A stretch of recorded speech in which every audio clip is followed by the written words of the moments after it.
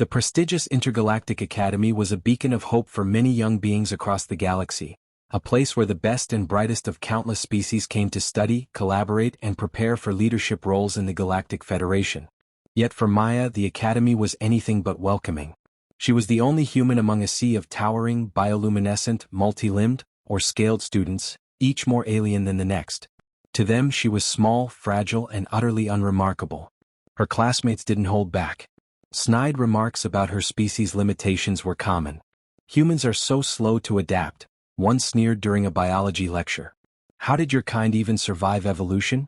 During physical training, her lithe frame and relatively low stamina were constant targets for mockery. She overheard one of the reptilian students whisper to another, "She's like a pet trying to play warrior." Maya bore it all silently. She didn't lash out or defend herself, even when her classmates pushed too far. During a team simulation in tactical combat strategies, Maya's group faced a critical failure, their ship destroyed due to poor planning and coordination. Of course, the blame fell squarely on her. "We would have succeeded if it wasn't for her primitive suggestions," an insectoid student hissed as their professor looked on, unimpressed. The simulation logs, which showed Maya offering sound advice that her team ignored, were conveniently overlooked. That evening, alone in her dorm, Maya stared at the Academy-issued hollow window overlooking the capital planet's luminous skyline. Her fingers brushed against a small chain hidden beneath her uniform, a simple keepsake from a life she'd left behind. Her expression betrayed no anger, no sadness, just a quiet resolve. She had endured worse than insults. Much worse. She spent her free hours in isolation, often opting out of the communal dining halls and recreational activities. While others bonded over cultural exchanges and team-building exercises, Maya stayed in her quarters, reviewing advanced military tactics on her datapad or exercising alone. It wasn't that she couldn't keep up. Her grades consistently placed her near the top of the class, but she saw no value in seeking approval from those who dismissed her on sight. The prejudice against humans wasn't new to her. Maya knew humanity's reputation among the stars, a fledgling species with limited technology, no natural defenses, and a history of internal conflict that painted them as unpredictable and unsophisticated. To the other species, humans were fragile anomalies, lucky to have survived at all, let alone gained a seat at the galactic table. Still, beneath the ridicule, Maya sensed something deeper. Fear. They laughed at her now because they believed her kind could never challenge them. It was safer for them to pretend humanity didn't matter than to acknowledge its potential. As the Academy's lights dimmed for the night, Maya lay on her bed, staring at the faint outline of her keepsake. A memory stirred, one she kept buried, locked away behind her stoic facade. Her body ached from the day's trials, but her mind remained focused. She wasn't here to win their favor. She wasn't here to prove anything to anyone but herself. And though they didn't know it yet, they were going to need her. The war had come without warning, a brutal clash between humanity and a technologically superior alien species known as the Zorvox. They descended upon Earth with devastating force, their fleet blotting out the sky as cities crumbled under relentless bombardment. The Galactic Federation had offered no aid, deeming humanity too insignificant and too primitive to be worth saving. Alone and outmatched, humanity's survival seemed impossible. Maya was just 17 when the first attacks began. A recruit in Earth's fledgling defense force, she had joined out of necessity, not choice. Drafts were universal and no one was spared. By the time her training was complete, she had already lost friends, neighbors, and her childhood home. The Zorvox were merciless, erasing entire regions in minutes. For every human soldier, there were 10 Zorvox with better weapons, better ships, and better tactics. But humanity had something the Zorvox underestimated: adaptability. Maya learned this quickly during her first deployment. Sent to reinforce a crumbling front line, her unit was ambushed, their commanders killed in the initial onslaught. Chaos erupted as soldiers scattered, some retreating, others fighting blindly. Maya, terrified but unwilling to give up, took charge. Using the terrain to her advantage, she coordinated a counterattack, using guerrilla tactics to outmaneuver the enemy. Against all odds, they held their position, buying critical time for reinforcements to arrive. That victory marked the beginning of Maya's rise. Her superiors recognized her aptitude for quick thinking and unorthodox strategies. Over the next 2 years, she became a symbol of resistance, leading mission after mission that should have been impossible. When resources ran low, she found ways to repurpose scrap materials into weapons. When the enemy's technology seemed insurmountable, She studied their patterns, exploiting weaknesses even they hadn't noticed. She became a ghost, a figure whispered about in Zorvok ranks, feared for her unpredictability and unyielding determination. But the cost was high. Every mission took something from her, friends, comrades, and parts of herself she could never get back. One operation in particular haunted her. A vital supply convoy had been ambushed deep behind enemy lines. The only way to save it was to lead a decoy strike, drawing the Zorvoks away while the convoy escaped. Maya volunteered without hesitation. Her team carried out the mission, succeeding against overwhelming odds, but at a terrible price. She returned alone, her body broken, her mind scarred, but the supplies reached Earth, saving thousands. By the time the war ended, Maya was a decorated hero, her name etched into human history. Yet she rejected the accolades, choosing instead to disappear. To her, the victory was hollow. Millions had died, and humanity's survival had come at an unbearable cost. She didn't want to be remembered as a warrior but as someone who could bridge the divide between her people and the stars. That decision brought her to the Academy. She entered under a false identity, shedding the title of war hero like a discarded uniform. To her classmates, she was just a quiet human girl, unremarkable and easy to overlook. They had no idea that the person they ridiculed had once carried the weight of an entire planet on her shoulders. And that was exactly how Maya wanted it. The Academy was thrown into chaos when the attack came. What began as a routine demonstration of intergalactic diplomacy turned into a full-scale invasion.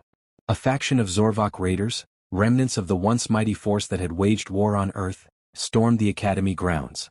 Their arrival was swift and brutal, their ships breaching the Academy's defenses in minutes. Panic erupted as students and staff scattered, unprepared for such an assault. Maya had been reviewing tactical reports in the quiet of her dorm when the alarms sounded. The familiar shriek of Zorvok weaponry sent a cold chill through her. She knew that sound too well. It brought back memories of burning cities and desperate battles. While others fled, Maya moved with purpose, her mind already assessing the situation. The Academy's defenses had clearly been breached, and the students, trained for theoretical scenarios not real combat, were easy prey. As chaos spread, her classmates faltered. Even the most advanced alien species found themselves overwhelmed. The insectoid Dren, known for their precise coordination, panicked when their hive mind communication was disrupted. The towering Erics, with their impenetrable hides, were targeted with specialized weapons that bypassed their natural armor. The Zorvoks had prepared for every species at the Academy, every species except humanity. Maya moved quickly, rallying a group of terrified students in a nearby corridor. They looked at her with disbelief as she issued orders. "We can't outrun them," she said firmly. "But we can outthink them. Follow me." There was no time for argument. Her tone brooked no dissent, and something in her demeanor compelled them to obey. She led them to a supply depot, scavenging whatever weapons and equipment they could find. The aliens hesitated, unfamiliar with improvisation, but Maya worked with efficiency born of experience. Using scraps and tools, she rigged traps and fortified their position. "This isn't about brute strength," she told them. "It's about making them underestimate us." When the Zorvoks breached their makeshift barricade, they were met with a series of calculated surprises. Explosions funneled them into choke points, and Maya directed her group to exploit the confusion. Her classmates, initially hesitant, followed her lead, finding courage in her confidence. What had started as a scattered group of students became a coordinated unit under her command. As the skirmish raged, Maya's true nature began to emerge. Her movements were precise, her strategies flawless. Gone was the quiet, unassuming girl they had mocked. In her place stood a leader, her every decision honed by years of survival. When one of the students questioned how she knew so much, she didn't answer. There was no time to explain. But her secret couldn't last.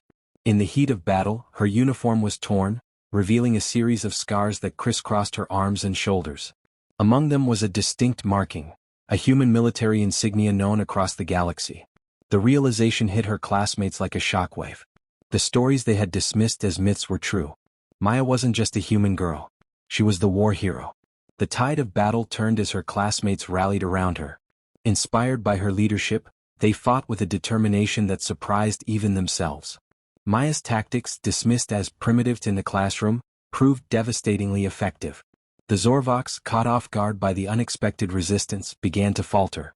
By the time reinforcements from the Academy's security force arrived, the battle was all but won. The once terrified students stood victorious, their perceptions of humanity, and Maya, forever changed. The battle was over, but the academy was left in shambles.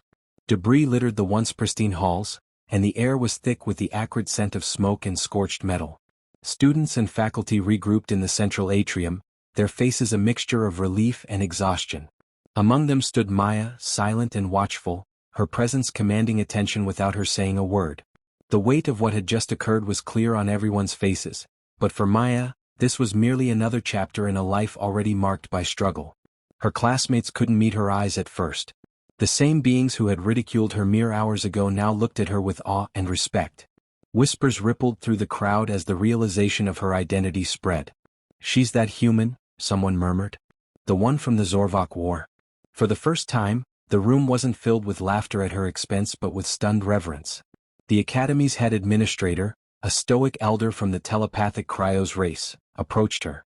Their usual composure was replaced with something that bordered on humility. "Maya," they said, their voice carrying across the room, "on behalf of the Academy, I owe you my deepest gratitude. Your actions saved countless lives today." Maya inclined her head slightly but said nothing. Her scars and her actions had spoken for her. Words felt unnecessary in the aftermath of what had unfolded.